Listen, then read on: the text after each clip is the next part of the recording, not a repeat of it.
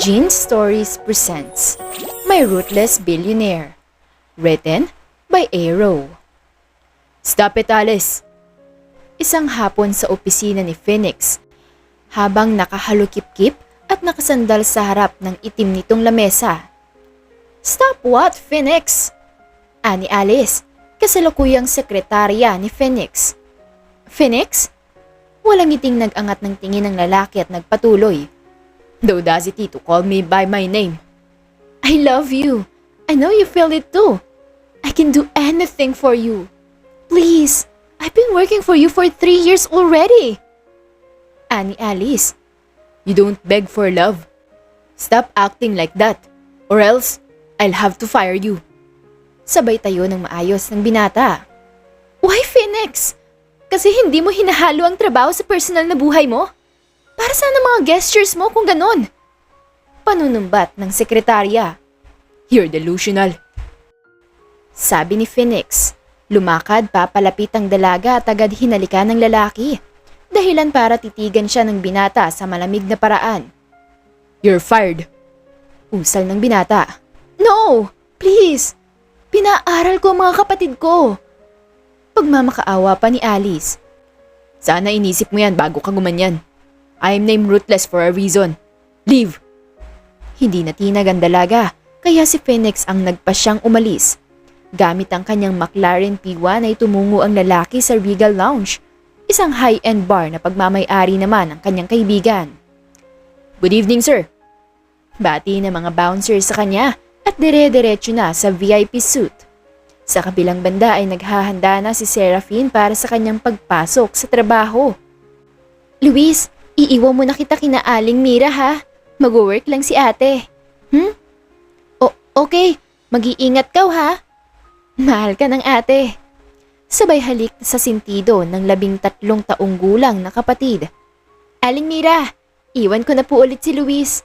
Ito po pala yung bayad para sa pagbabantay sa kanya. Maraming salamat po. Nako, walang problema. Nauna nang umalis si Amara at may dadaanan pa raw.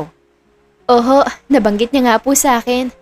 O siya po, una na rin po ako ha. Mag-iingat ka ha. Hindi pa nga naibababa ni Seraphine ang bag ay nagsalita na agad ang istrikta nilang manager. You're assigned sa mga VIP. Meaning, ikaw rin ang bahala sa digital menu ordering system pagdating sa VIP lounge. Ayusin mo, Seraphine. Ani ng striktang manager. Opo, aliwin mo ang mga bisita. Isa lang naman yon. Kinabahan agad ang dalaga sa sinabi ng manager, ngunit di niya pwedeng ipakita yon dahil masisibak siya sa trabaho. Sera, pakidala na sa VIP. Banggit naman ng kaibigan niyang si Amara. Pinindot ng dalaga ang intercom at pumasok na sa silid kung saan ang VIP. Good evening, sir.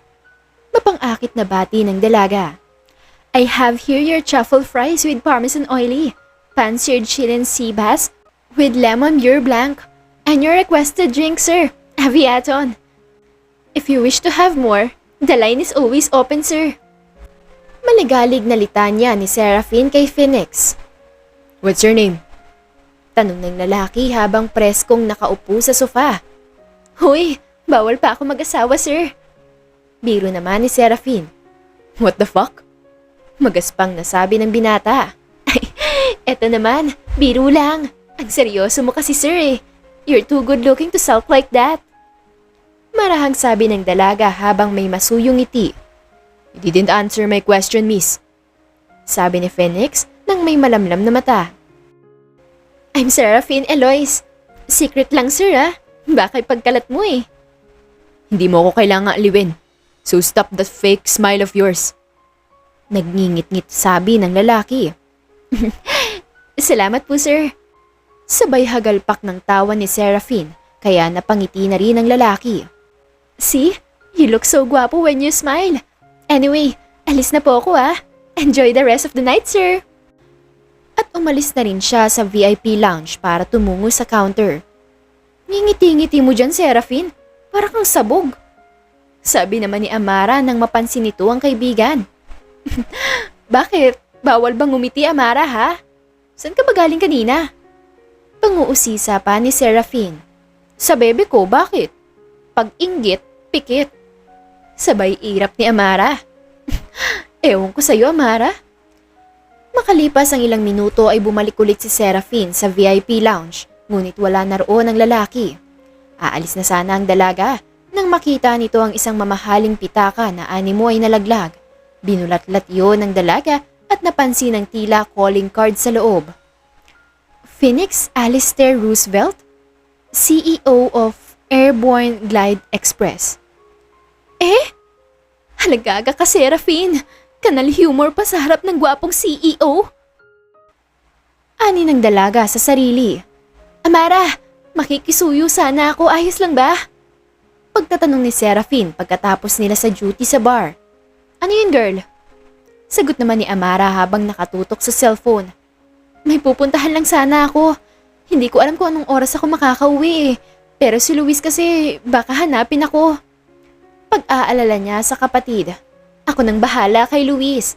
At ikaw, mag-iingat ka kung saan ka man pupunta ha. Huwag mo nang maglalandi. Tawa naman ni Amara. Sinasabi mo te? Naaasar na sagot naman ng babae. Sige na, magbihis ka na. Total at tapos naman na ang duty natin. Uuna na ako ha. Malapit lang ang Airborne Glide Express kung saan sila nagtatrabaho. Kaya wala pang 30 minuto sa tricycle ay nakarating na agad siya roon. Good morning po, Manong. Magtatanong lang ho sana ako kung pwede ko ho kayang makausap ang Sir Roosevelt. Bati ng dalaga sa guard. Naku, Iha, hindi ko rin alam eh. Sabay kamot sa ulo. Ang mabuti pa siguro ay hintayin mo na lamang. Mga anong oras po kaya pumapasok si Sir? Tila sinagot ng mundo si Seraphine nang may pumaradang sasakyan sa harapan nila at kita agad ng dalaga ang pakay. Ayan na pala, Iha. Tamad na sabi ng guard. Maraming salamat po, Manong. Kain po kayo ng umagahan ha. Salamat po. Tumakbo na agad ang dalaga bago makapasok si Phoenix sa loob ng gusali. Sir Roosevelt! Huminto naman sa paglalakad ang lalaki at binaligan ng dalaga. Ang aga mo! Natulog ka ba? Siya nga pala. Ako pala yung kagabi. If naaalala mo. And? Anas ng lalaki habang nakataas ang kanang kilay. Ito naman, ang aga-aga ang sungit-sungit. Nakangusong sambit ng dalaga. I don't have time for this kind of shit. So if you please, marami pa akong gagawin. Tumalikod na ang lalaki at dumiretso na papasok. Saglit! Sabay hawak ng dalaga sa palapulsuhan nito at agad naman niya itong binitawan nang makita ang galit na sulyap ng lalaki sa kamay niya. Ibibigay ko lang sana yung pitaka mo. Nalaglag mo ata kagabi. Hindi na makatingin si Seraphine sa lalaki. Come. Tahimik na pumasok ang lalaki bago sumagot. Pagtataka naman ni Seraphine. Come with me, I said. Sabi ni Phoenix. Walang imik na sumunod ang dalaga sa binata papasok sa opisina nito. Totoo rin ang tinura ni Manong Guard na maaga pala talaga ang lalaki sapagkat anong oras pa lang. Have you had your breakfast? Tanong ni Phoenix. Ako ba? Sabay turo ng babae sa sarili niya. May nakikita ka bang iba? Taas kilay na tanong ni Phoenix. Wala. Di ako nga. Pasensya na, sir. Lutang na sabi ni Seraphine, kaya kumunot ang noo ng lalaki. Paano kita mababayaran? Ayaw ko ng utang na loob. Ani pa ni Phoenix. Bayad? Hindi Sinauli ko lang talaga yan. Kesa naman sa iba ang makapulot dahil mukhang maraming mahahalagang card. Sabay kamot ng dalaga sa batok. Bakit di ka kumuha? How will I know if you're being honest? Nakaramdam ng kaunting insulto ang dalaga. Hindi ako ganong tao, Mr. Roosevelt, no? Oo, at sa bar ako nagtatrabaho. Pero hindi ako ganon.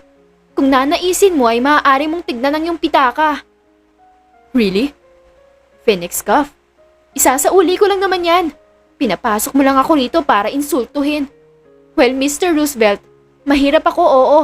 Pero hinding-hindi mo mabibili ang integridad ko. Matalim na sabi ni Seraphine sa lalaki habang nahalokip-kip. Alright. Sorry. Buntong hiningang anas ni Phoenix. Forgiven. Walang gatong nasabi ng dalaga. Mauna na ako Mahabang katahimikan nang bumalot sa kanila kaya nagpaalam na ang dalaga. Saglit, ano yun?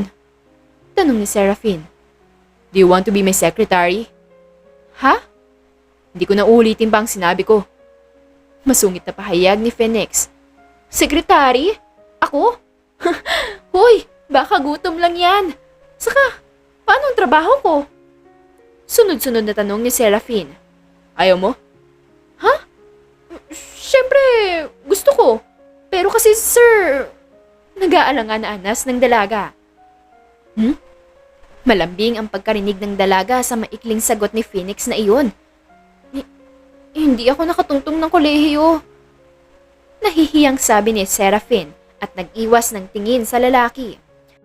Gusto ko ang trabaho dahil naniniwala akong kaya ko.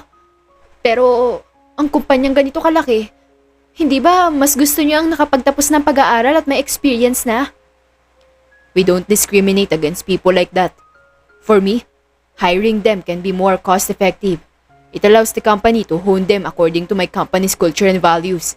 So it's a yes? Blankong tingin lang ang ipinahiwatig ng mga mata ng lalaki. Gusto mo mag-start na ako ngayon eh. Wow, chill. Umuwi ka at magpahinga muna. Since it's Saturday today, sa Lunes ka na magsimula. Are we clear? Striktong ani ni Phoenix. Opo, sir. May maliit na ngiti sa mga labi. Good. Leave. Ha? Sa gulat na ekspresyon ng babae. I said, leave. I have tons of work. Pinalnasabi ng lalaki. Hinubad ng lalaki ang kanyang suit at itinupi hanggang braso ang kanyang button-down long sleeve saka pinindot ang intercom. Florence, I found my new secretary. She'll start next week. Please brief her. Thanks. Aling Mira? Katok ni Seraphine sa bahay ng ginang. Seraphine! Mabuti na lang at dumating ka na. Kanina ka pa ikaw hinahanap ni Luis. Pinuntahan agad niya ang kapatid at nakita na nagmumukmuk yon sa isang sulok. Luis, nandito na si ate. Uwi na tayo? Maayang pakiusap ni Seraphine sa kapatid na ngayon ay malungkot. Ayaw mo na kay Luis eh. Hindi, Lu. Gusto ka ni ate kasama palagi. Pero kasi Luis... Sige na, tara na. Umuwi na tayo, please. Pamimilit ni Seraphine. Late ka. 10 ka. Sabi ng kapatid nang hindi tinitingnan ng dalaga. May inasikaso lang ang ate. Para yun sa atin, Luis. Kaya tara na. Umuwi na tayo. Kailangan mo ng maligo. Matapos umuwi at maligo ng kapatid ay inayusan ito ni Seraphine. Gusto mo ng Jollibee, Luis? Bigla ang tanong ni Seraphine. Jollibee? Masayang tumango naman ang dalaga. Jollibee! Jollibee! Jollibee! Saglit lang ha. Mag-aayos lang ako at pagkatapos ay aalis na tayo. Hindi na siya pinansin ng kapatid at tila nasa sarili na naman itong mundo si Luis. Umorder ng spaghetti, chicken at ice cream ang dalaga para sa kapatid. Sarap pagkain! Jollibee! Happy si Luis? Malambing na panguusisa ng dalaga. Happy Luis! Tumatangong sagot naman ang kapatid na si Luis. Luis, may bagong trabaho ang ate. Bale, sa umaga, may trabaho si ate. Ayos lang ba yun sa'yo? Magsisimula ang ate sa darating na Lunes. Hindi kumibo ang kapatid kaya napabuntong hininga na lang ang dalaga. Matapos noon ay nag-ayos na ulit ang dalaga para sa pagpasok kahit wala pang tulog. At kagaya ng dati ay iniwan niyang muli si Luis kay Aling Mira. Late ka! Sigaw agad ang manager niya kay Seraphine. Pasensya na po. Magtrabaho ka na ron. Nakaka-imbyerna na. Pinalalabas na lang ng dalaga sa kabilang tainga ang mga naririnig sa manager nilang malaki ata ang problema sa kanya. Nagsisimula pa lang ang pagdagsa ng tao ay nakabasag na agad ng baso si Seraphine. Dahilan kung bakit mas lalong nagalit ang manager at hinatak siya sa likod ng bar. Boba ka ba? Ibabawas ko sa sahod mo ang nabasag mo ah. Kung pagod ka, kami rin. Pasensya na ho. Wala nang maramdaman ng dalaga kaya hinayaan na lang niya ang manager na magtatatalak. Hanggang sa biglang tumahimik ang paligid. Is that how you discipline your employee? Maotoridad na sambit ng isang lalaki. Pagkaangat ng tingin ni Seraphine ay nakita niya si Phoenix sa tabi niya na nakapamulsa at may sigarilyo sa bibig. Sir? She will resign. Stop doing that to her or I'll report you to your boss. Sorry sir, mahal po kasi ang nabayad. Doesn't matter. Ako magbabayad. Leave! Sinunod ng tingin ni Phoenix ang manager bago hinarap ang dalaga. Hindi alam ni Seraphine ang mararamdaman niya sa mga oras na yun. Kung mahihiya ba siya o magpapasalamat. Ayos ka lang ba? Masuyong tanong ni Phoenix sa dalaga. Pasensya na ho sir. Maraming salamat po. At tumalikod na. Not so fast, Miss Secretary. Hinarangan ni Phoenix ang daraanan sana ni Seraphine para makapasok sa loob. Gulo mo rin minsan, boss. Ha? Harurot. Pambubwisit pa ng dalaga. Dahil? De, joke lang. At tuluyan na ngang natawa ang dalaga. And why are still here anyway? Ani ng lalaki matapos humipak sa sigarilyong tila bagong sindi. Ikaw sir, why are you here? Nandito ako kasi magpapasa sana ako ng resignation letter. Humalikip-kip ang dalaga at nagsalita muli. Ayaw ko sa amoy sigarilyo, sir. No need. I already talked to Ethan. And don't you ever go back here. Sabay tapak si sigarilyo kahit hindi pa naman yun naubos. Go home. Ani ng lalaki. Ikaw, magiinom ka pa sa loob? Pangtatanong ni Seraphine. Tumahimik ang lalaki at sumagot. Hindi, uuwi na rin ako. Maagang nakauwi ang dalaga kaya kinausap muna niya si Luis. Lu, hindi na kita iiwan kay Aling Mira ha. Ihahanda ko lahat ng kailangan mo sa buong araw at tawagan mo ako kapag may kailangan ka. Okay? Huwag ikaw mag-alala at pupunta-puntahan ka pa rin ni Aling Mira dahil iyan lang naman sila sa kabilang bahay. Tila walang naririnig ang kapatid kaya nagsalita ulit si Seraphine. Evander Luis? Okay ate. Matalino ang kapatid ni Seraphine kaya alam niyang naiintindihan siya nito. Ate, work, Monday. Nag-iinat pa lang ang dalaga nang marinig niya ang kapatid na paulit-ulit yung sinasabi. Akala ng babae ay walang pakialam ang kapatid dahil hindi naman ito nag-uusisa pa matapos niyang sabihin na may ibang trabaho na siya. Yes, Luis. So you should go back to sleep. It's 4:45 pa lang. Bumangon ang dalaga at naghanda na sa pagpasok para sa opisina. Bago umalis ng bahay ay humalik muna siya sa sentido ng kapatid. Good morning, Miss Saldariaga. I'm Florence, head of HR. Sir asked me to brief you before you start your first day here in the company. Good morning, Ma'am Florence. Bati naman pabalik ng dalaga. Let's start. First, ayaw ni Sir kapag may late. Someone will guide you habang naninibago ka pa sa mga gawain. Ma'am, if I may ask, bakit po nag-resign ang dating sekretarya ni Sir? She fell in love. Sir Roosevelt doesn't want feelings involved within the company. Alam niya ng lahat. Mabait si Sir, pero he can be ruthless at times. Ika ni Florence habang naglalakad sila papunta sa magiging pwesto ng dalaga. Dito ang pwesto mo. I guess Mr. Roosevelt saw something really good in you. Just so you know, yes, we hire people who do not have experience, but we don't hire people who don't have college degree. Malumani na sabi ng HR head at umalis na. Mahigit 1 taon na rin palang lumipas simula nung araw na yon at hanggang ngayon ay nasa isip ko pa rin ang mga katagang sinabi ni Ma'am Florence. Kaloka. Sabi ng dalaga sa sarili. Seraphine Eloise. Dinig na dinig niya agad ang nanggagalayiting sigaw ng binata kahit pa nasa labas siya ng opisina ng lalaki nakapwesto. Yes sir. Aga-aga ha. Malumani na sabi ni Seraphine at may ngiting maliit sa labi. Nakita ng dalaga ang pagtayo ng lalaki mula sa upuan nito at lumapit sa kanya. Umayos ka self. Hindi ka dapat nakakaramdam ng ganyan para sa amo mo. Kung hindi, kawawa si Luis. Someone called from another company. Sinungitan mo raw ang manager nila. Malamig na sabi ng binata. Kitang-kita ng binata kung paano bumusangot ang mukha ng dalaga. Paano ba naman kasi sir? Sinabihan ako na mere secretary lang daw ako. Kaya hindi dapat daw ako sumasagot ng tawag at ikaw daw dapat? Alam ko naman yun pero kasi busy ka nga.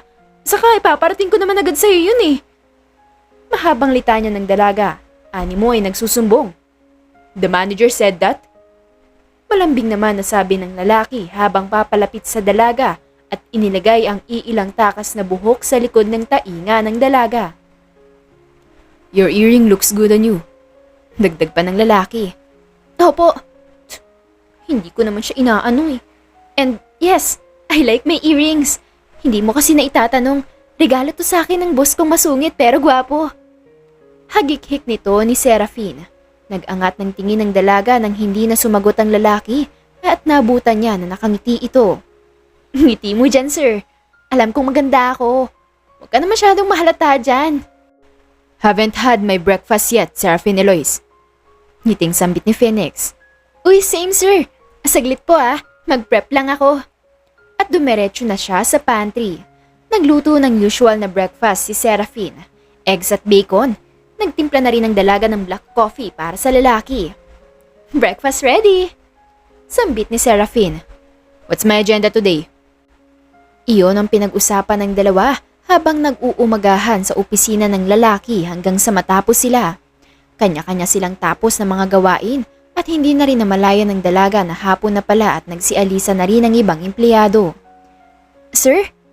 Kumatok si Serafine at nakita niyang may kausap sa telepono ang lalaki. Nang magtagpo ang mata nilang dalawa ay nagmustra lang ang lalaki na lumabas muna ang dalaga. Total ay tapos naman na si Serafine sa kanyang trabaho ngayong araw ay umukyok muna siya sa lamesa dahil sa pagod hanggang sa hindi niya namalaya na nakatulog na pala siya. Naghahanda na rin si Phoenix para umuwi nang makita niyang tumatawag ang kanyang ina. Mama, what's keeping you busy to the point na hindi mo ako mabisita? Tiningnan muli ni Phoenix ang caller bago magsalita. Ma? Kidding. How are you there? I miss you. Pahayag ng mama ni Phoenix, si Maria. I'm fine here, ma. So cold naman ang anak ko. Nalulumbay na sabi ng ina. Sir? Narinig ni Phoenix ang boses ng dalaga kaya sumulyap siya sa pinto kung saan nakadungaw ang dalaga at sinenyasan na lumabas muna. Is that Serafine, anak? Excited na tanong ng ginang. Yes, ma. Why? Nothing. I'm just really glad you found a dependable secretary. Ilang minuto pa silang nag-usap nang magpasya ang ginang na ibaba na ang tawag. May lakad pa raw kasi ito kasama ang mga amiga. Serafine Eloise. Malumanin na tawag ni Phoenix sa dalaga at nadatnan niya iyong nakayukyok sa mesa at natutulog. What a beauty. Halakhak ng lalaki. Maya-maya lang din ay nagising na si Serafine at nakita niyang nagsiselfone ng lalaki kaya napaayos agad siya ng upo. Pinitsuran mo pa ako. Pambibintang ng dalaga. Crazy. Kasunod ng malakas na halakhak. Tara na nga, umuwi na tayo. Mag-aalas 6 na Sumakay na sila sa sasakyan ng lalaki patungo sa pad nito. Seatbelt first. Sabi ng lalaki habang inaayos ni Phoenix ang seatbelt ng sekretarya. Nang makarating ang dalawa sa pad ng lalaki ay dumiretso na agad ang lalaki sa banyo nito. Samantalang ang dalaga naman ay dumiretso sa kusina. Inilabas niya ang manok upang palambutin at ipapangsangkap. Habang naghihintay ay napagpasyahan naman ni Serafine sa pagbabacuum. Para akong nagkaanak ng dalawa simula nang maging sekretarya ko ni Phoenix. I want dinner with you. Hindi ang gumawa ng gawaing bahay, Eloise. Lumapit si Phoenix sa babae at sinakop ang makapala at mahabang buhok ng dalaga. Saka ito inipit gamit ang panaling palaging nasa bisig ng lalaki. I know, pero pinapalambot ko pa kasi yung manok. Ako na dyan. Ikaw na muna ron sa kusina. I like it when you cook. Nakaismid ang lalaki habang sinasabi yun. Ano? Isa pa! Teka! I-record ko! Sagot ni Serafine. Ngulat sa narinig mula sa lalaki. Kitchen. Now. Matalimang mata ng lalaki. Sungit mo naman. Habang pang-asar na tumatawa ang dalaga. Thank you sa pagtali ng buhok ko Dagdag pa nito. Basta ikaw. Kinikilig namang tumalikod ang dalaga at nagtungo sa kusina. Dinner serve! Let's eat, sir! lemon herb roasted chicken with roasted vegetables. Anunsyo ng dalaga. Thanks. Phoenix Alistair. Seryosong tawag ni Seraphine sa kalagitnaan ng pagkain nila. What did I do? Malamlam na nakatitig ang lalaki sa dalaga. Nothing. Sabay iling ng dalaga. Then why call me by my full name? I just want to say thank you. Sinserong usal ng dalaga. For what? Sabi ni Phoenix, ang buong atensyon ay nasa dalaga. I am 23 now, and because of you, I was able to give Luis a comfortable life. You see, may nurse na si Luis every weekdays. Nabibili ko na mga kailangan niya. Nakakapunta na siya sa mga therapy sessions niya nang hindi ko pinoproblema kung kanino ako lalapit. Nahihiyang sambit ng dalaga. Hindi ko alam kung paano ako makakabawi sa'yo. How about you? Are you not comfy? Masyado ba kitang pinapahirapan? Marahang tanong ng lalaki. Hindi, Phoenix. Masaya ako na napaglilingkuran kita. Pakiramdam ko, nakakabawi ako kahit sa maliit na paraan.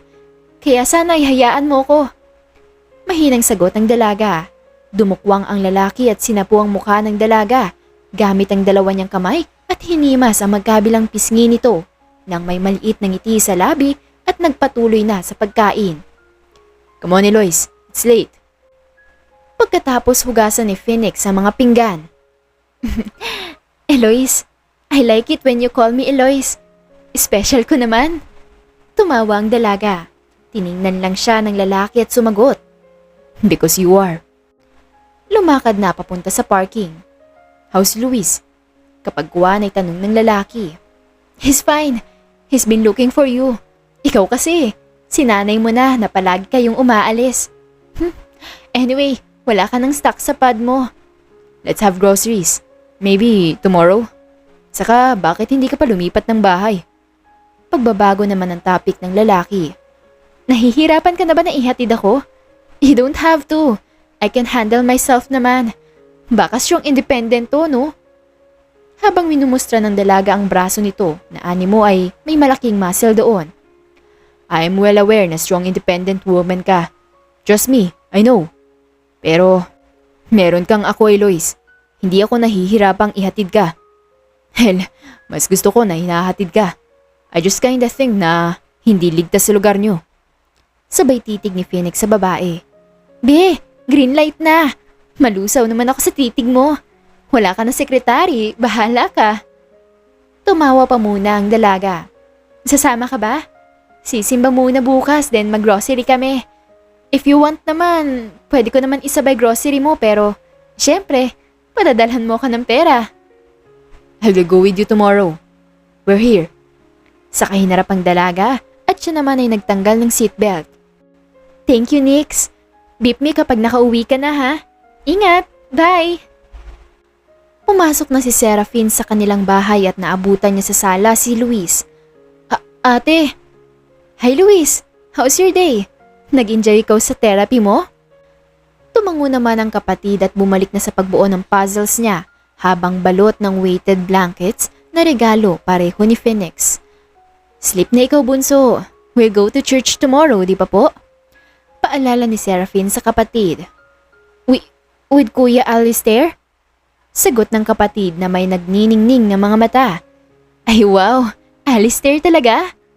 Masama na ang tingin sa kanya ng kapatid dahil sa pambubuska ni Seraphine.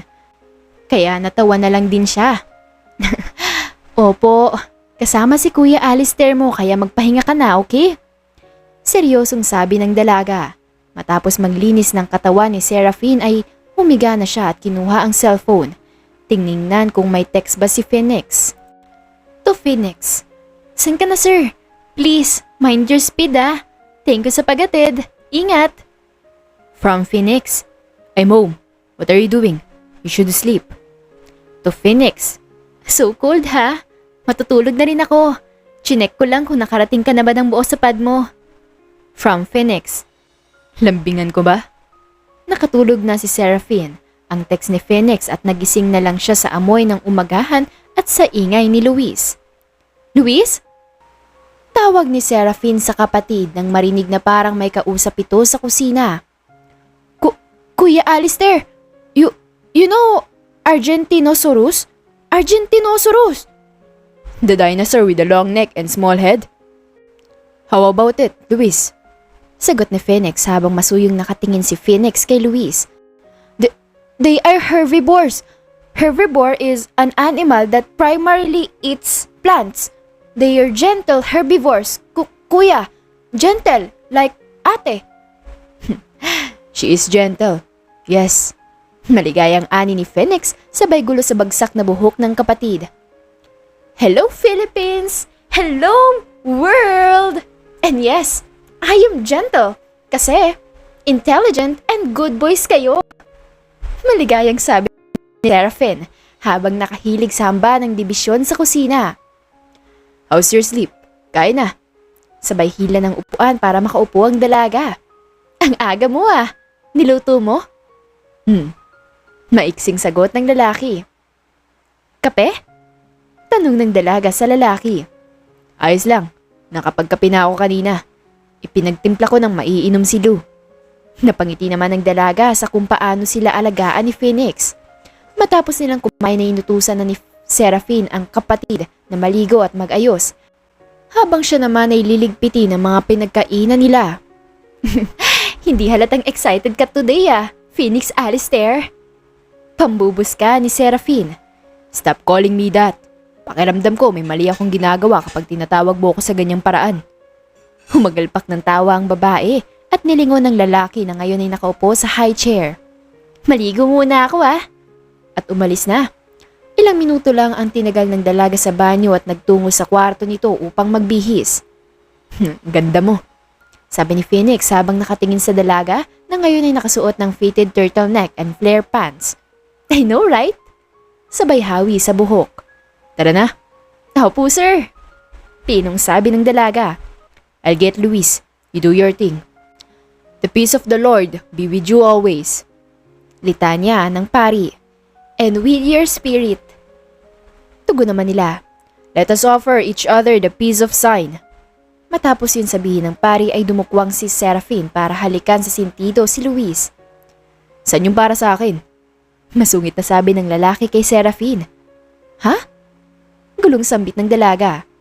Never mind. Natawa ang dalaga kaya nakipagpalitan siya ng pwesto kay Luis at tumingkayad para mahalikan din sa sentido ang lalaki. Hinaplos din niya ang likod nito. There, peace be with you. Huwag ka na magalit Bumalik na sa dating pwesto ang dalaga at nang silipin niya si Phoenix ay may maliit itong ngiti sa labi. Where to? Tanong ng lalaki matapos ang misa. Lunch, then mag-grocery tayo. You do yours too para may supply ka sa pad mo. Okay. At lumingon si Phoenix sa likod upang silipin si Luis na prenteng nakaupo sa loob ng sasakyan. You okay there, buddy? Okay, Luis. Grocery. Chocolates. Sagot ni Luis habang nilalaro ang fidget spinner. Filipino cuisine. Lois. Kapag kuha na'y baling ni Phoenix kay Serafin. Bakit ako? Ask the boss. Natawa ang lalaki sa sagot ng dalaga, kaya sinulyapan ulit nila ang batang makulit sa likod. Filipino cuisine, sinigang, kangkong and shrimp, which is good source of protein and minerals like selenium. So bright. Proud na usal ng lalaki. Kagaya ng sinabi ni Luis ay umorder sila ng sinigang. Nagsisimula na silang kumain nang mapansin ng lalaki na hindi kumukuha ng hipo ng dalaga, kaya kumuha ang lalaki ng bukod na platito at doon binalata ng mga hipon gamit ang kutsara at tinidor. Ito, sabay lapag ni Phoenix nang binalatan niyang mga hipon sa pinggan ng babae. Ha? Paano ka? Turuan mo na lang ako para makakain ka rin. Tuturuan kita pero hindi ngayon. Don't worry about me. Kaya ko magbalat. Eat, please. Naamong pakiusap ng lalaki. Hindi sanay ate ko magbalat hipon. Ako sanay. Luis, sanay. Magpil. Pahayag naman ni Luis. No, and that's okay. Lou, pagbabalat ko na lang ang ate mo. Ngumiti ng malapad si Luis. Kuya Alistair's good naman for ate. Really? Approve ang bunso ko kay Kuya Alistair niya? Sabat naman ng dalaga.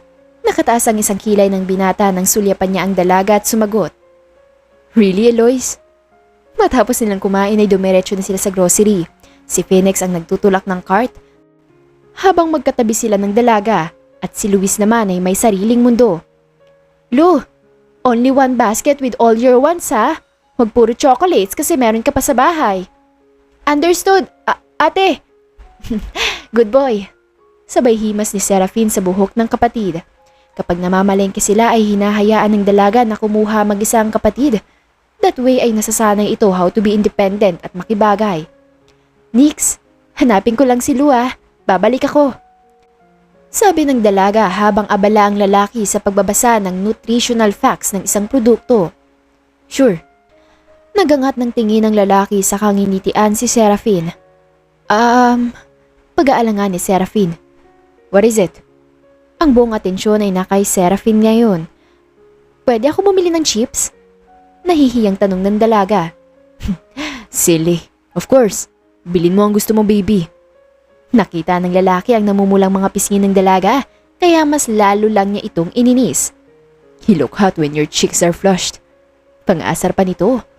Stop it nga! Lagot ka sa akin talaga, Phoenix Alistair. Malalim na tumawa ang lalaki at sinabihan ang dalaga na kumuha na ng chips at hihintayin ng dalaga sa alcohol beverage. Ilang sandali pa ay nakita na ni Seraphine ang kapatid sa may snack section. Nga pala, hindi iyon kumikilos at nakatulala lang sa mag-amang katulad nila ay namamalengke din. Luis! Nanginginig na tawag ng dalaga. Ate! It's okay. Come with ate. Babayaran lang ni ate ang pinamili natin, okay? Okay. Luis will wait for ate and Kuya Alistair. Nagmamadaling umalis si Seraphine papunta kay Phoenix para tawagin. Naputol ang pagkakatawag ni Seraphine sa lalaki nang makita niya ang lagay nito. Matapos niyang matunghayan ang pagdampi ng labi ni Alice na dating sekretary ni Phoenix, sa labi ng lalaki ay naglakas loob si Seraphine na tawagin ito. Sir Roosevelt! Nanginginig na tawag niya sa lalaki. Sabay siyang nilingon ni Phoenix at ni Alice. Ang kaibahan lang, si Alice ay nakatangis, samantalang ang lalaki ay gulat at ilang emosyong hindi niya mapangalanan. So you're with your secretary? Mapang-uyam na sabi ni Alice. Stop it, Alice. I don't hurt people. Pero kaya kong sirain ang buhay sa pamamagitan ng isang tawag lang. Mapanganib na usal ng lalaki. You still taste the same, Nix? Matapos itong sabihin ni Alice ay umalis na ito at matagal nang walang namutawing salita sa kanilang dalawa hanggang sa nagkusa na lang ang dalaga na kuhanin ng cart. Hayaan mo kung ako. Malamyos na sabi ng binata. Hindi na nagabala pa ang dalagang sumagot kahit nang nagbabayad sa cashier. Uuwi na kami. Bumaling ang dalaga sa kapatid. Lu, tara na. Hindi na tayo sasakay sa car ni Kuya Alistair? Takang tanong ng kapatid. Hindi na. Mag-taxi na lang tayo. Nakakahiya kay kuya mo. Saka may lakad pa siya. Ani ng dalaga habang nakatingin kay Phoenix na ngayon ay litong-lito. No, get in the car, kiddo. Mag-uusap lang kami ng ate mo. Usal ng lalaki habang binubuksan ng pinto ng sasakyan. Bakit mo pa pinasakay? Di ba sabi ko uuwi na kami? Marahang hinila ng lalaki ang dalaga palayo sa sasakyan. Yes, we're going home. Sa pad. Mag-uusap tayo, Eloise. Magpapaliwanag ako. Pagmamakaawa ng lalaki. Wala na ho tayong dapat pag-usapan, sir. Tila nagtatampong tugon ng dalaga. Meron, at pag-uusapan natin sa pad yun. Come on, Luis is watching. Parehos nilang sinilip si Luis na nakatingin sa kanila. Tila nag-oobserba. Stop using my sibling as your card. Magkasalubong ang kilay ng dalaga. Sumakay ka na kung ganun. Maliing sabi ng lalaki. Fine! Pabulong at gigil na sigaw ng dalaga. Tanging si Luis lang ang salita ng salita habang nasa biyahe sila at nagkukwento tungkol sa mga dinosaurs na naaral niya. Mauna na kami sa taas, sir. Hindi pa naipaparada ng maayos ni Phoenix ay tinanggal na agad ni Seraphine. Lu, you go to the guest room. Maligo at magpalit ha. Ani ng dalaga nang makapasok na sila sa unit ni Phoenix. She knows his password and has a duplicate key given by Phoenix himself bilang personal secretary na minsan. Shower! Shower! Nang makaalis na si Luis ay pumunta naman sa kusina si Serafin para maghanda ng merienda nila. Mag-usap tayo. Narinig ng dalaga ang pagbukas ng pinto kasunod ang mga bodyguard nito na bitbit ang mga kahong kinalalagyan ng pinamili. May ginagawa ako. Walang ganang tugon ng babae. Damn! Paanas na sabi ng binata. Minumura mo ba ako, Phoenix Alistair? Mataas ang tonong balik ng babae. What? Dun ka na nga! Huwag mo akong kausapin! Masungit na ani ng dalaga at mas lalo siyang nainis nang makitang dumiretso si Phoenix sa laydarin nito sa pad. Lu? Lu! Kumatok ang dalaga at agad naman yung binuksan ng kapatid. Here's your snacks. Matapos ilapag ng dalaga ang pagkain sa table ay umupo ito sa kama katabi ang kapatid. Lu, are you sad? Hindi naman ate. Nasa heaven na tatay at nanay. And I have ate Sarah. Nag-init ang gilid ng mga mata ng dalaga kaya hinalikan na lang nito ang sentido ng kapatid at kapag kuwan ay tumayo. I'm sorry bunso pero nandito lang si ate. Dito ka lang. Mag-uusap lang kami ni kuya. Adult talk? Hindi mo nalabas si Luis. Huwag kayo away Bad yun. Bad. Sabay pa na mustra ng kapatid. Hindi Lu. If you feel like sleeping or watching movies, feel free, okay? Hindi na nakinig ng tugon ng dalaga mula sa kapatid kaya umalis na siya at tumungo sa library bit-bit ang meriendang ginawa niya para sa lalaki. Tumikim ang dalaga. Eloise, please. Habang inaabot ang mga kamay ng dalaga, habang panay naman iwas si Serafin doon. Kaya ako naparito. I realize I'm being irrational over something na hindi naman dapat. Gulat lang siguro. Hindi nagsalita ang lalaki kaya't nagpatuloy sa pagsasalita ang dalaga. Sa tagal kong naging sekretarya mo, pero hindi ko kailanman nakitang may kahalikan kang babae. Nasanay lang siguro ko na ako ang palagi mong kasama kaya pasensya na kung ganun. Baby, eyes up. Hindi sumunod ang dalaga sa hiling ng lalaki kaya sinakop ng lalaki ang mukha ng dalaga sa kahinalikan sa noo. Walang kami, okay? I don't have feelings for her. Sinapo ng binata ang baba ni Serafin gamit ang daliri at hinuli ang tingin ng dalaga. Huwag mo akong lituhin ng ganito. Mapagsamong pahayag ni Serafin. Why can't you call me Nix? Frustrated na tanong ng lalaki. Ano ba sa'yo, Phoenix? Pagwawalang bahala ng dalaga sa tanong ng lalaki. Hindi ka pumapatol sa mga empleyado mo. Ayaw kong mawala ng trabaho. Kailangan ako ni Luis. Alam kong matalino ka kaya naiintindihan mo ko. I need you, Eloise. At sino nagsabing mawawalan ka ng trabaho? Stay. Inanyayahan ng lalaki na maupo ang dalaga sa sofa. Saka kinuha ang meryendang hinanda nito at inilapag sa maliit na mesa. I'm sorry, Eloise. Sambit nito. Naiintindihan ko, Nix. Salamat sa pagsama. May problema ba? Namangha ang dalaga sa kung paano nakakaramdam ang lalaki na may bumabagabag sa isip niya kahit hindi naman yun pinapahalata. Nung hinanap ko si Lu kanina, I found him staring at a family. Maybe he's looking for parental care. Alam ko naman na hindi sapat yung ginagawa ko. Pero kasi masakit pala. Unti-unting nabasag ang boses ng dalaga habang nagkukwento sa lalaki. Dito na kayo matulog. Determinadong sabi nito. Paano yung mga pinamili namin?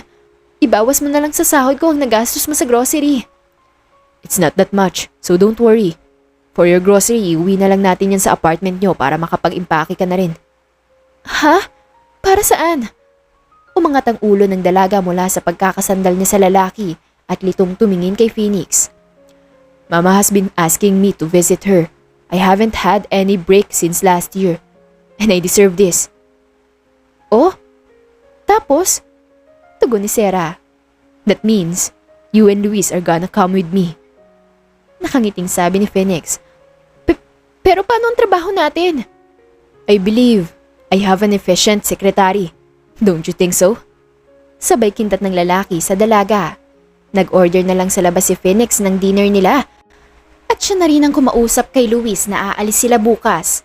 Matapos ang dinner ay nag-aya si Luis na manood ng Jurassic Park hanggang sa nakatulugan na lang nila ito. Kaya't binuhat ni Phoenix ang bata papasok sa guest room. Tara na. Hinawakan ng lalaki ang kamay ng dalaga papasok sa elevator. Pulos paninibago ang nararamdaman ng babae sa ipinapakita nito. Ilang minuto pa at nakarating na sila sa bahay ng dalaga at nagsimulang mag-impake ng damit at inilagay yon sa maleta dahil isang linggo raw sila sa probinsya. Saan ito ilalagay? Tunog asawa.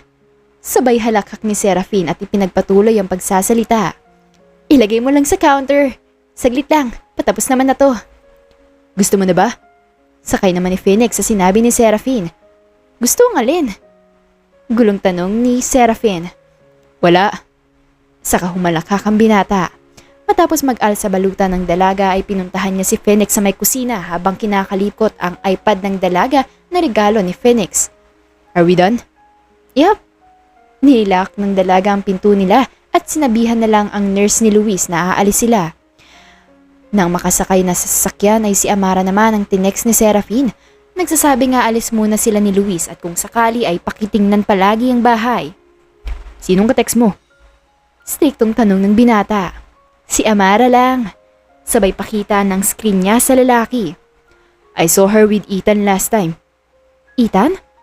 As in, Ethan from Regal Lounge? Yeah. From Amara. Gaga, oo naman. Ikaw huwag muna maglandi. Haha. Mabilis lang na naging biyahe nilang dalawa pabalik sa pad ng lalaki. Nang makarating sila sa kwarto ay agad silang dinalaw ng antok at napagpasyahang magpahinga na. Pakiramdam ni Sarah ay kapipikit niya pa lang nang maramdaman niyang lubog na ang kama. Nix? Maaga pa. Matulog ka na lang ulit. I'll just prepare our breakfast. Sa sobrang antok ng dalaga ay nakatulog ulit siya at nagising na lang nang tinawag na siya ng kanyang kapatid na ngayon ay nakabihis na. Sobrang bilis ng pangyayari. Natagpuan na lang ng dalaga ang sarili na nakatayo sa harapan ng mansyon ng Roosevelt. Magandang tanghali po, senyorito. Sabay-sabay na sabi ng bati ng kasambahay. Where's mama? Malamig na tanong ng lalaki. Nasa dalampasigan ho, senyorito. Pakisabi na nandito na kami. It was bliss. Isang linggong puno ng mapupusok at maiinit na pagtatagpo. Tila mga naglalaro sa apoy. Walang sinasabi ang binata kung ano sila ng dalaga pero nakuhang makontento ro ng dalaga. Hanggang sa makabalik sila sa syudad. Isang hating gabi na wala pa rin ang lalaki kaya't nag-aalala na ang dalaga. Hindi naman siya makaalis dahil malakas ang buhos ng ulan ngayon sa probinsya ni na Phoenix. Nag-text na rin ang dalaga sa lalaki. Nagtatanong kung nasaan ito. Ilang minuto lang matapos i-end ng dalaga ang mensahe ay bumukas ang pinto ng kanilang kwarto. Nix, saan ka galing? Lasing ka ba? Nag-aalalang tono nito. Shhh! Inilagay ni Phoenix ang hintuturo niya sa labi ng dalaga at pabulong na nagsalita. Magagalit si mama kapag nalaman niyang uminom ako. Amoy na amoy ang alak sa lalaki kaya alam ng dalaga na marami itong nainom. Hindi sumagot si Serafin kaya tumitig sa kanya ang lalaki. Ang ganda mo sobra. Magpahinga ka na, Nix. Naputol ang ilang karugtong na salita ni Serafin nang mapusok siyang hinalikan ng lalaki. Nix! Imbis na pagalik ay tila iyon ay naging halinghing dahil sa naramdaman na init na di malaman kung saan nagmumula. Naramdaman ng babae ang paglulumikot ng kamay ng lalaki hanggang sa wala na silang parehong saplot. Be gentle! Hinalikan muna ng namumulang binata sa tungki ng ilong ang dalaga bago ito sumagot. I will, baby. Patay na ang aircon at nakabukas na rin ang sliding door. Patungo ito sa veranda ng kwarto ng lalaki nang magising ang dalaga. Good morning! Biglang pumasok sa isip ng dalaga ang nangyari sa kanila ng lalaki at agad na binalot ng hiya nang marinig ang magaspang nitong boses. Masakit ba? Tanong ng lalaki sa namumulang braso ng dalaga. Hindi naman. Nahihiyang sagot ni Serafin. I'm sorry, it was a bit rough. Marahang sabi ng binata bago hinalikan sa sintido ang dalaga. Ayos lang. May damit ako. I dressed you up last night. I told you, hindi ako lasing. Hindi kumibo ang dalaga kaya nagsalitang muli ang lalaki. Pinadala ko na kay Manang ang umagahan natin dito. Luis is currently enjoying Mama's company. He's very spoiled. Nakaangat ang gilid ng labi ng lalaki. Tinatago ang mamahaling nitong ngiti. Bumangon ng dalaga at naramdaman niyang masakit sa pagitan ng kanyang hita. Tanda na may nangyari nga talaga sa kanila ng lalaki. Bakit ka pala nainom? Kuryosong tanong ni Serafin. Tumikim ang lalaki at mapanganib na nagsalita. Hindi natin pag-uusapan yan. Let's just eat. Pinagmasdan lang ng dalaga ang lalaki na ngayon ay mabilis na kumakain. Tapos na ako. Hindi pa man din nangangalahati ni Serafin ang pagkain ay tumayo na agad ang lalaki saka umalis. Nasasaktan ng dalaga sa ganoong pinapakita ng lalaki. Ibang-iba sa kung paano siya taratuhin ng amo dati. Makailang beses nangyari ang may init na sandaling yun sa pagitan ng dalawa habang nakainom ang lalaki. May minsan pa na nakikita na lamang ni Serafin ang mga pasa sa kanyang katawan kahit na hindi naman yung sinadya ng lalaki. Siguro ay dala lang ng alak. Good morning po, tita! Isang maulang umaga sa probinsya.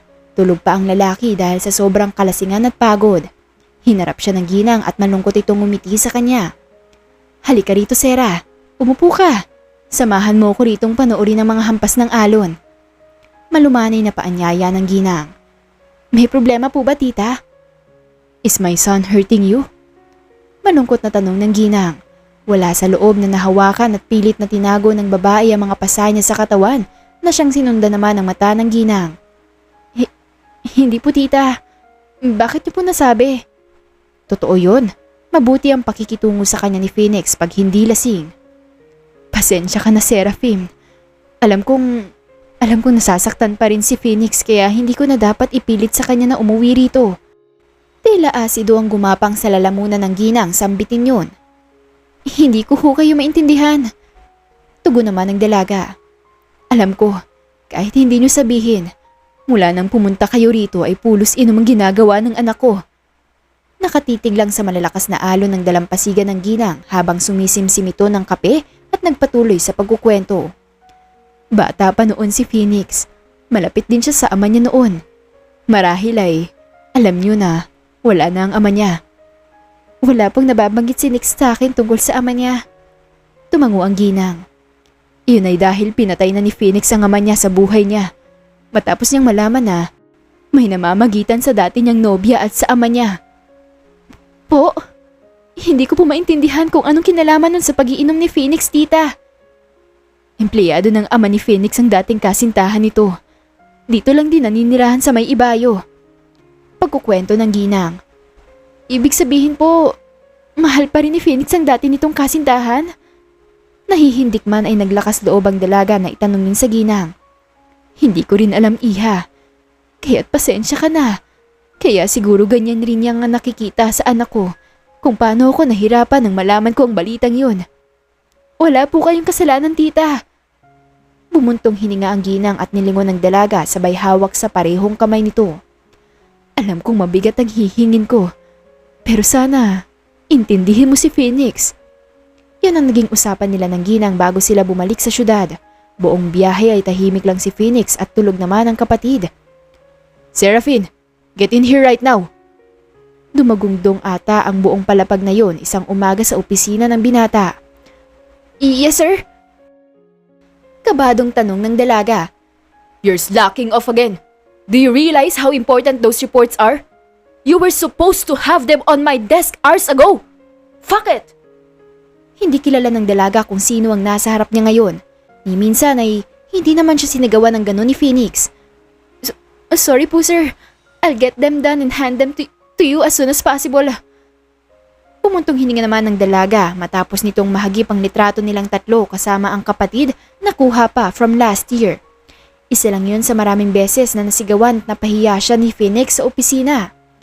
7 linggo. Sa loob ng 7 linggo ay napagtiyagaan niya yun. For Louis' sake. Ate, I don't feel well.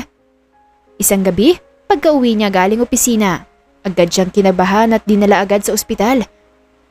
Dok, ano pong nangyari? Bakit po? Kabadong tanong ng dalaga. Good thing na dinala mo agad si Luis dito. Based on the results of the test, he has gastroesophageal reflux disease or GERD. It is a condition where stomach acid comes back up to the throat and may cause chest pain. Ano pong gagawin, Doc? Kahit ano po, Dok. Please. Pakiusap ng dalaga. Don't worry, magiging maayos din siya. Umalis na ang doktor at sinabihan siya na magpahinga rin. Ilang sandali pa ay nakatanggap ng mensahe si Sarah mula kay Amara. Nagtatanong kung anong nangyari, kaya naman sinabi ng dalaga ang sitwasyon nila ni Luis. Hindi na sumagot ang kaibigan at nagulat na lang ang dalaga nang sumugod ito kasama si Ethan. Kumusta? Namumutla ka, girl. Bungad ni Amara. I'm okay, Amara. Pasensya na sa abala, ha? Tugon ni Seraphine. Maupo ka nga muna, te. You don't look... Hindi na narinig ni Seraphine ang ibang sinabi ng kaibigan at nagising na lang na nakahiga rin siya sa hospital bed. Anong nangyari? Si Luis? Saka, bakit ako nakahiga dito? Takang usal ni Seraphine. Si Ethan na nagbabantay kay Luis. Ang sabi raw ng doktor ay outpatient na si Lou. Bumuntong hininga si Amara at nagpatuloy. Sabi ko naman sa'yo huwag ka muna lalandi. Gaga ka talaga. Anong sinasabi mo, Amara? Saka, bakit kayo magkasama ni Ethan? Amarats, daming tanong. Buntis ka, Gaga. Hindi ako galit, ha. Nag-aalala lang ako sa inyong magkapatid. Si Phoenix ba? Marahan siyang tumango at napasinghap naman si Amara. Expected ko na to, Amara. Nakalimutan kong uminom ng pills. Malungkot na sabi ni Seraphine. Ay nako, Seraphine Eloy Sandraga. Pagpapagalit na sabi sa kanya ni Amara. Hindi pa rin rumirehistro sa dalaga na buntis siya kahit na expected naman niya yun. At si Phoenix ang ama. Te, alam kong gabi na pero kailangan nating mag-usap ng saglit. Sumang-ayon ng dalaga sa sinabi ng matalik na kaibigan habang si Ethan naman ay binuhat ang natutulog niyang kapatid papunta sa kwarto nito. Salamat sa inyong dalawa, ha. Sinserong sambit ng dalaga. Palaging nasa bar si Phoenix. Pauna ni Ethan. May problema ba kayo? Hindi ko rin alam kung ano nangyari sa aming dalawa. Bigla na lang siya nagkaganon pag uwi namin galing sa probinsya nila. Tumangutango si Ethan samantalang si Amara ay hinanda naman ang mga gamot at gatas ng dalaga. Inumin mo. Sorry pero lagi kitang bubulabugin para sa gatas at gamot mo. Ani Amara at tumabi kay Ethan. Nakita naman din ni Seraphine ang pagpulupot ng kamay ng lalaki sa bewang ng kaibigan. Wala munang sana makakarating kay Phoenix. Pakiusap ni Seraphine. Don't worry, we will keep our mouth shut. Marahan naman siyang nginitian ni Ethan. Matapos umalis ni na Amara ay dumiretso si Seraphine sa kwarto ng kapatid at tinabihan niyong matulog. Nagmamadaling gumising ang dalaga nang makita ang oras at binili na lang sa stay-out nurse si Ruiz. Kaya't hingal na hingal ang dalaga nang makarating ito sa opisina. You're late, Seraphine. Very late. Malamig na salubong sa kanya ni Phoenix. Pasensya na, sir. Something Naiiyak na. Excuses. Mataas ang sinasahod mo rito dahil sa akin. So I expect punctuality from my employees, especially from you. Do better, will you? I can always replace you. Matabang na sabi ni Phoenix. Yes, sir. Mahinang usal ng dalaga habang nakayuko. Padabog na tumayo ang lalaki at sumakay ng elevator. Marahil ay aalis na. Maingay na halakhak ng babae ang kumalansing sa pasilyo kasama ang amo ni Seraphine. Nagkatitigan si Phoenix at ang dalaga. Doon nawala ang ngisi ng lalaki sa kadire-diretsong pumasok sa opisina nito. Excuse me, I need your name, ma'am. Naglakas loob ng sabi ng dalaga kahit na tila may bumara sa lalamunan niya. What are you doing, Seraphine? She's with me. I do not want to be disturbed for a while. Natawa naman ang bisita nitong babae. I didn't know that you're that ruthless, Phoenix. Mapangasar na sabi ng babae saka humarap sa kanya. It's Liana, by the way. Marahang umiti ang bisita kay Seraphine. Hindi lang yun isang beses nangyari. Hindi rin alam ni Seraphine paano niya yun tatagalan. Pero alam ng dalaga na kaunti na lang. Ubus na talaga siya. Walang ibang dinadalang babae si Phoenix bukod kay Liana. Ate, magkaaway kayo ni Kuya Alistair? Tanong ni Luis. Hindi naman, Lu. Why? Hindi ko na siya nakikita po. Puro si Kuya Ethan po. Inosenteng pahayag ni Luis. Sorry, Lu. Busy lang siya sa office. Hinding-hindi niya sasabihin sa kapatid ang lagay nila ni Phoenix. Hindi niya gusto na magalit si Luis kay Phoenix. Isang hapon, pumasok si Seraphine sa opisina ng lalaki habang nandoon sa loob ang ibang head from the other departments. Do you enjoy making me wait, Seraphine Eloise? Sa sobrang lakas ng sigaw ni Phoenix ay napaigtad silang lahat doon. Inaasikaso ko ang mga papel mula sa wala akong pakialam. The board is pissed dahil sa lintik na papel na yan. Huminga ng malalim ang lalaki at hinilamos ang kamay sa mukha. Alis! Walang kumilos, kaya sumigaw ulit ang binata at hinampas ang mesa. Sabi ko, alis! Maiwan ka, Seraphine! Anong nangyayari sa'yo, Nix? Natatakot ako sa'yo. Kabadong lumapit ang babae sa binata kaya't umigting ang panga ng lalaki. Nix, sino ka para tawagin ako niyan? Natatakot ka? Dapat lang. Wala akong pakialam. What? Para saan yung mga ginagawa mo dati? Para saan yun kung ganon? Hindi na napigilan ng dalaga ang siklabo ng damdamin. You're just assuming. Wawa? Sikmat na lang ng dalaga. Shut up, Seraphine. I won't fall for someone na walang college degree. Sabay bagsak ng picture nilang tatlo. Si Phoenix, Lou, at siya. Ang daya mo! Umiiyak na tumalikod ang dalaga at umalis. Sumulat ng mensahe ang dalaga para sa ina ni Felix. Nagpahahayag na aalis na ang dalaga sa kumpanya at nagpapasalamat sa mga bagay na naitulong nilang mag-ina sa kanilang magkapatid. Wala pang ilang saglit ay tumugon na ang ginang at nagsabing pupuntahan siya nito sa kanilang apartment. Pumayag ang dalaga sa gusto ng ginang. Sakto naman na nakaimpake na ang lahat ng mga gamit ay dumating ang ginang. Oh dear, ang laki ng ipinayat mo. Ayos ka lang ba? Mabuti na lang at nagdala ko ng merienda. Sabay abot ng ginang nung spaghetti. Amoy pa lang ay agad na naduwalang dalaga kaya dumiretso siya sa kusina. Pasensya na po. Saglit lamang po at tatawagin ko po si Luis para kumain. Tumalikod na ang dalaga nang mapatigil siya sa inusal ng ginang. Buntis ka. Diretsyong usal nito. Po? Gulat na sabi ni Seraphine. Paanong hindi napansin ng anak ko? Ay, nako. Ang gago naman. Ilang linggo na, nak? Maluluwag po ang suot ko palagi. 8 weeks po. May plano ka bang sabihin yan sa kanya? Nakaismid na sambit ng ginang. Magagalit ho ba kayo kung sa ngayon ay wala? Nagbaba ng tingin ng dalaga. Natawa ang ginang at hinimas ang ulo ng dalaga. Good. Meron ako maliit na bahay sa probinsya. I don't think Phoenix knows it. Doon kayo manirahan dahil apo ko pa rin naman yan. Isa pa, kapag nandun kayo, mapupuntahan ko kayo kaagad ni Luis. Sabay silip ng ginang sa kapatid. Pasensya na po sa abala, tita. Ano ka ba naman, anak? Ako ang dapat humingi ng pasensya. Nabalitaan ko from Ita ng mga ginagawa sa'yo ni Phoenix. Nasasaktan din ho siya. Naiintindihan ko po si Phoenix. Nung gabi rin yun ay bumiyahe sila patungo sa probinsya.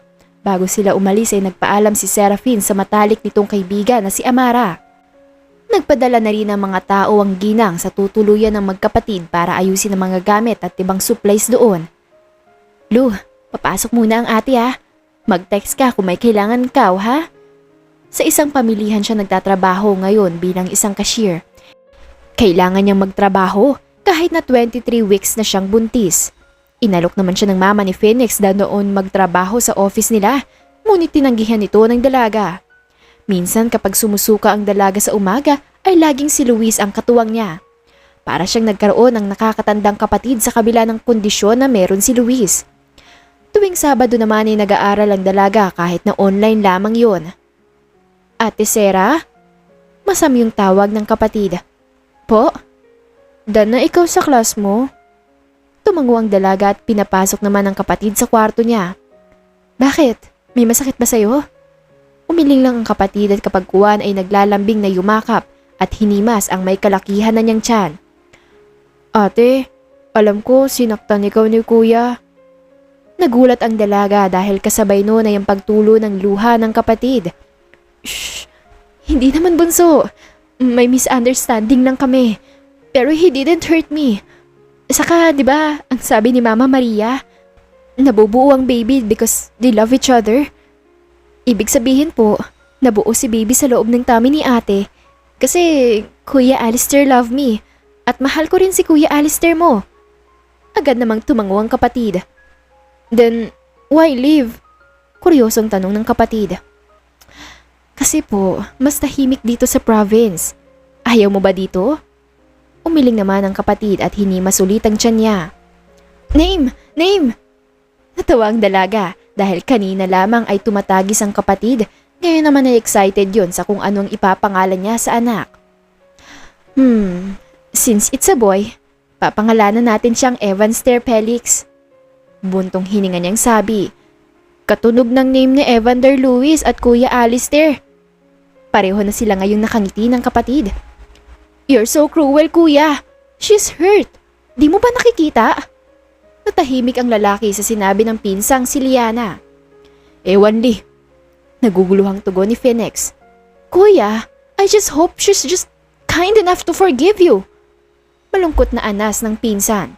Hindi na nagulat si Phoenix nang hindi na pumasok si Seraphine sa kumpanya.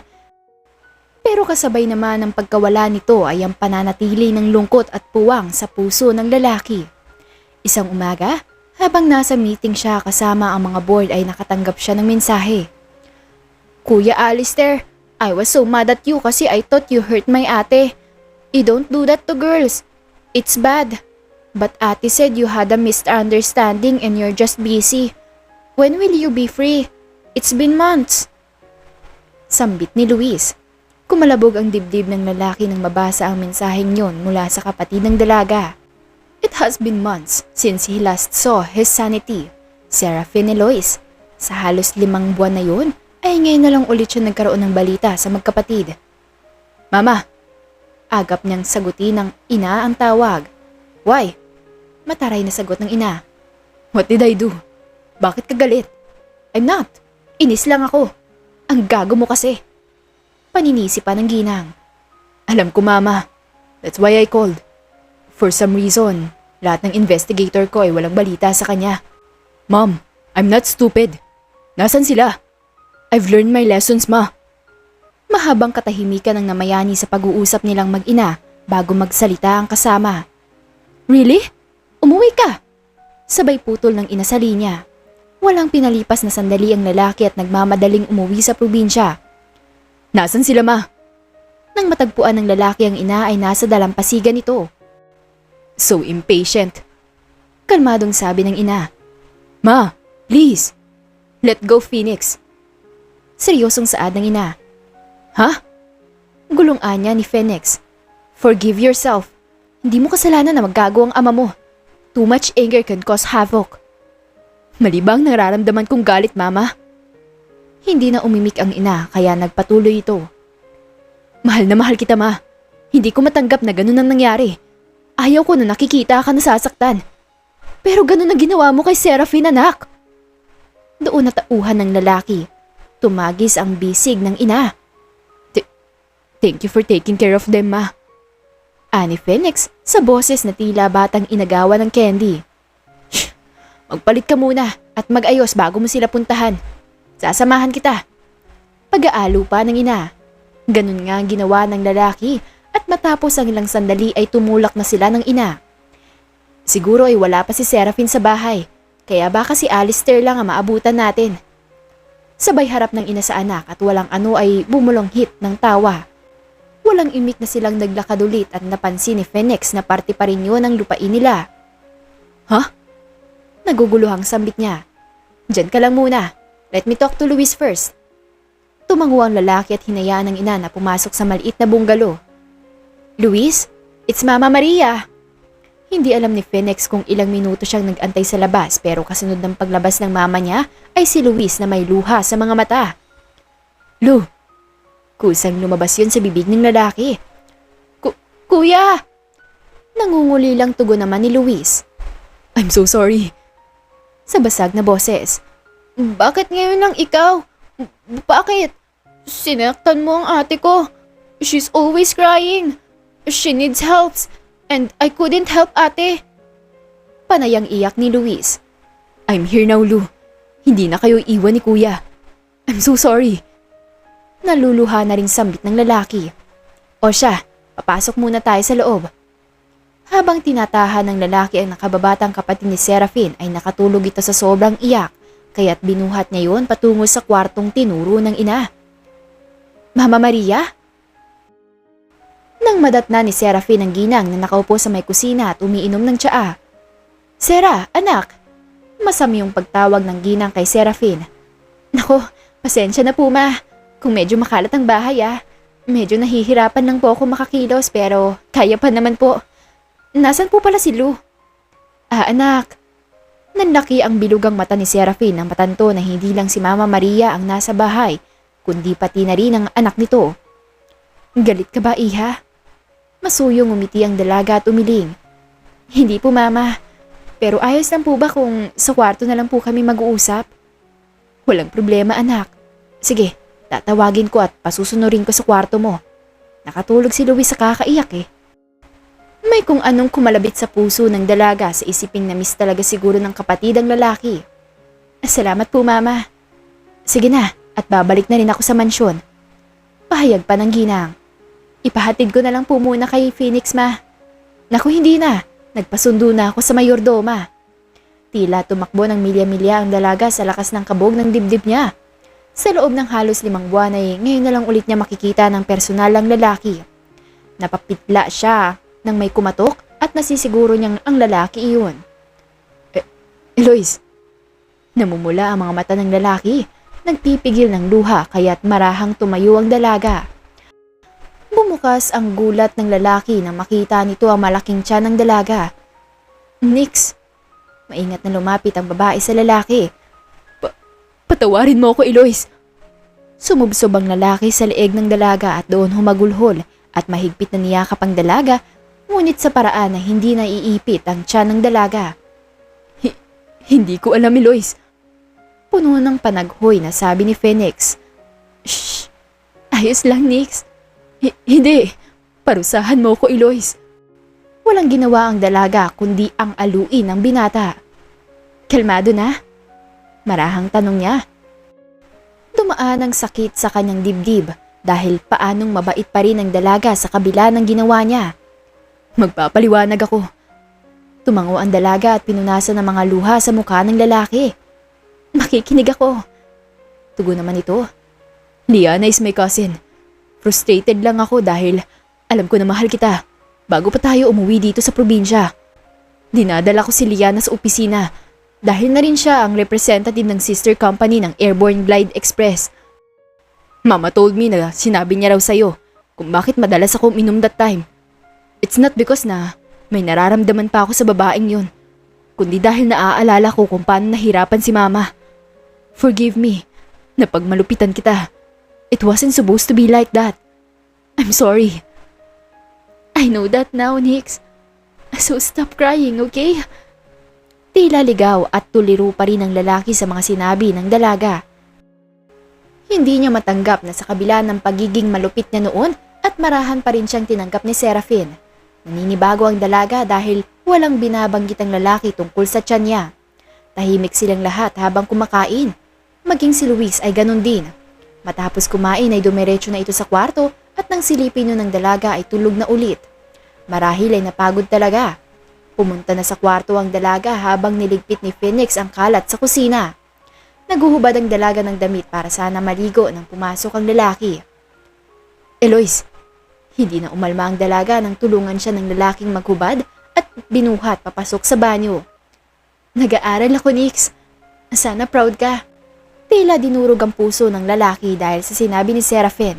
Alam ng lalaki sa sarili na kahit walang diploma ay papakasalan niya ang dalaga. Mamahalin at pahahalagahan. It's mine, right? Sabay lunok ng lalaki. Tila may bumabara sa lalamunan. Akala ko hindi mo itatanong. Malamlam ang mga matang sambit ng dalaga. I know it's mine. Siguradong sambit nito. Basag ako, Nix. If you're really sorry, fix me. Be with us habang buhay. Matapang na sabi niya at hinarap ang lalaki upang halikan at nauwi sa marahang pagsisiping. Lou, I will marry your ate. Ayos lang ba sa'yo yon? Isang hapon, habang tinuturuan ng lalaki ang binatilyo na lumangoy. When? Inosenteng tanong ni Luis. I'm not yet proposing. I want to ask you first. Sinserong saad ni Phoenix. Patingin, Sing-Sing? Masungit na tugon naman ng binatilyo. Tumango-tango si Luis at nagsalita. Bigay ko kay ate. I should give it to ate, right? I will give it to ate. Huwag mo hurt ate ko, ah. Mabilis na umahon ng dalawa sa dagat at tumungo sa duyan na kinabit ni Phoenix kung saan madalas na namamahinga ang dalaga. Ate! Ate! I have something for you! Ngumiti naman ng dalaga at masuyong kinausap ang kapatid. Ano yun, Lou? Hero? Sabay abot ng Sing-Sing. Will you marry me? Napaiyak ang babae sa saya at niyakap ang lalaki. Hinalikan naman ni Phoenix ang noo nito at niyakap pabalik habang ang kapatid naman ay panay talon sa tuwa. At dyan na po nagtatapos ang ating kwentong pinamagatang My Ruthless Billionaire. If you like the story, please don't forget to like, comment, share, and subscribe for more wonderful stories. Hanggang sa muli, paalam!